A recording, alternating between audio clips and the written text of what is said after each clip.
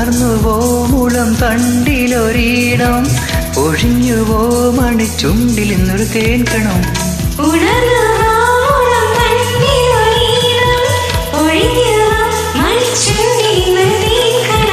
തനിച്ച് പാടിയ പാട്ടുകളെല്ലാം നിനക്കു ഞാൻ എൻ്റെ നൈവേദ്യമാക്കി.